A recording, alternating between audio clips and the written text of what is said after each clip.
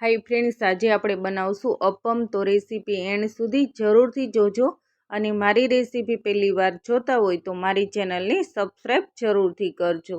એકદમ હેલ્ધી અને ટેસ્ટી નાસ્તો છે તે આપણે બનાવશું। તો આપણે બાઉલ લઈ લીધું છે। બાઉલની અંદર આપણે 1 વાટકી સૂજી છે તે આપણે એડ કરી દઈશું। તે જ વાટકીથી આપણે છાશ એડ કરશું। તો આપણે 1 વાટકી ખાટી છાશ લીધી છે। ફરીથી આપણે થોડી છાશ એડ કરશું। તો આપણે 1/4 વાટકી છાશ એડ કરી છે અને સ્વાદ પ્રમાણે આપણે મીઠું એડ કર્યું છે। હવે આપણે આને સરસ રીતે મિક્સ કરી લેશું। તો આપણું અપમનું બેટર છે તે બની અને તૈયાર થઈ ગયું છે। હવે આપણે આને 10 મિનિટ માટે પ્લેટ ઢાંકીને રહેવા દઈશું, એટલે સૂજી છે તે સરસ રીતે પલળી જાય।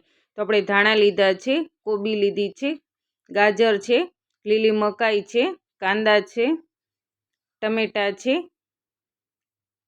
કેપ્સિકમ છે અને લીલા મરચાં લીધા છે। બધી વસ્તુ છે તેને આપણે કટરમાં એકદમ બારીક કટિંગ કરીને લઈ લીધી છે।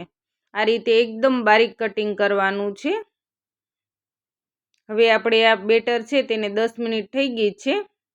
આમાં આપણે સાજીના ફૂલ છે તે આપણે એડ કરી દઈશું ચપટી। જો તમારે આની જગ્યાએ ઈનો એડ કરવો હોય તો પણ તમે કરી શકો છો। અને આપણે સરસ રીતે મિક્સ કરી લેવાનું। હવે આપણે બધા વેજીટેબલ છે બારીક કટિંગ કરેલા તે આપણે એડ કરી દઈશું। તો આપણે ગાજર એડ કર્યું છે, લીલી મકાઈ છે તે પણ આપણે એડ કરી દઈશું,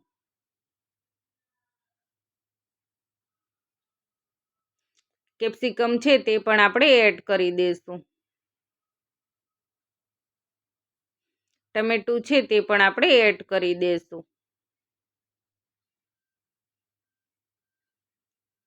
કાંદા છે તે પણ આપણે એડ કરી દઈશું,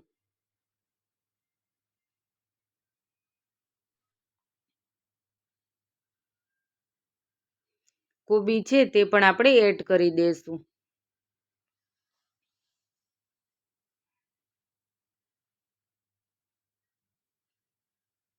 લીલા ધાણા છે તે પણ આપણે એડ કરી દઈશું,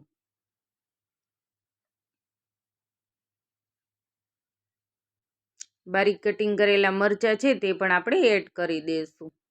બધી જ વસ્તુ છે તેને આપણે સરસ રીતે મિક્સ કરી લેશું। તો આ રીતે બધા વેજીટેબલ છે તેને બારીક કટિંગ કરીને લેવાના છે, એટલે ખાવામાં પણ એકદમ ટેસ્ટી લાગશે અને કૂક પણ સરસ રીતે થઈ જશે।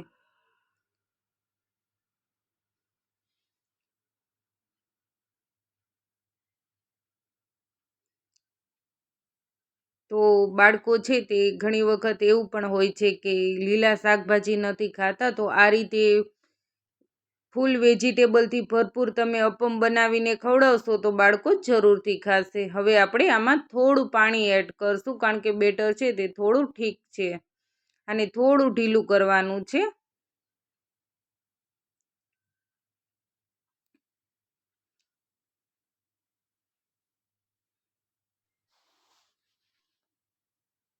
હજી મને થોડું ઠીક લાગે છે, એટલે ફરીથી આપણે થોડું પાણી એડ કરી અને બેટર છે તે હજી આપણે થોડું આ રીતે ઢીલું કરવાનું છે।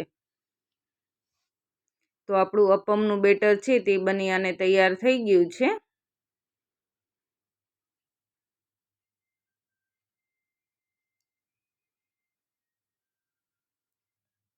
આ રીતનું આપણે બેટર તૈયાર કરવાનું છે। હવે આપણે આમાં વઘાર કરી લઈશું। તો આપણે વઘાર્યું લઈ લીધું છે, તેમાં મેં તેલ પણ એડ કરી દીધું છે। અડધી ચમચી આપણે રાઈ એડ કરી છે। રાઈ સતળાઈ જાય એટલે આપણે અડધી ચમચી જીરું એડ કરશું। તો રાઈ સરસ રીતે સતળાઈ ગઈ છે, આપણે અડધી ચમચી જીરું એડ કર્યું છે। ચપટી આપણે હિંગ એડ કરશું। 8 થી 10 નંગ મીઠા લીમડાના પાન એડ કરશું। હવે આપણે આ વઘાર છે તેને આપણે આ રીતે ઉપરથી એડ કરી દેવાનો છે।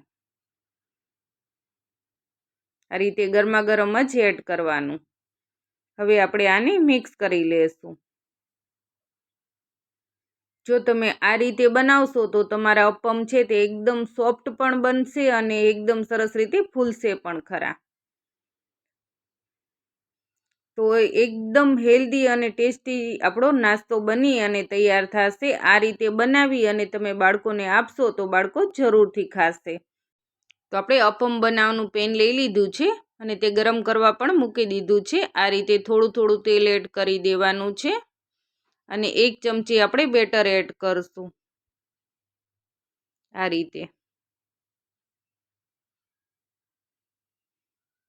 રીતે આપણે બેટર છે તે એડ કરી દેવાનું છે. હવે આપણે 5 મિનિટ માટે ઢાંકી અને રહેવા દેશું. 5 મિનિટ પછી આપણે ચેક કરશું. તો નીચેની સાઈડ એકદમ સરસ ગોલ્ડન બ્રાઉન થાય એટલે આ રીતે પલટી લેવાનું. ફરીથી આપણે ઢાંકણ છે તે ઢાંકી દેશું અને 5 મિનિટ માટે રહેવા દેશું. તો 5 મિનિટ થઈ જાય પછી આપણે ચેક કરી લેશું. તો બંને સાઈડ એકદમ સરસ ગોલ્ડન બ્રાઉન થઈ ગયા છે. હવે આપણે આને પ્લેટમાં લઈ લેશું.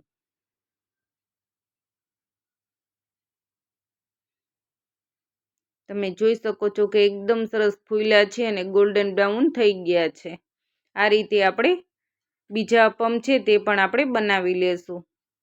તો એક સાઈડ ચડી જાય એટલે આ રીતે ઉપરથી થોડું તેલ લગાવી દેવાનું છે. આ રીતે આપણે બધા અપમમાં થોડું થોડું તેલ લગાવી દેવાનું છે. હવે આપણે ઢાંકણ ઢાંકી દેશું અને 5 મિનિટ માટે રહેવા દેશું. 5 મિનિટ પછી આપણે ચેક કરશું. તો આપણા બધા જ અપમ છે તે બની અને તૈયાર થઈ ગયા છે. હવે આપણે સર્વ કરી લેશું. તો ગ્રીન ચટણી અને ટમેટો કેચઅપ સાથે આપણે સર્વ કર્યા છે.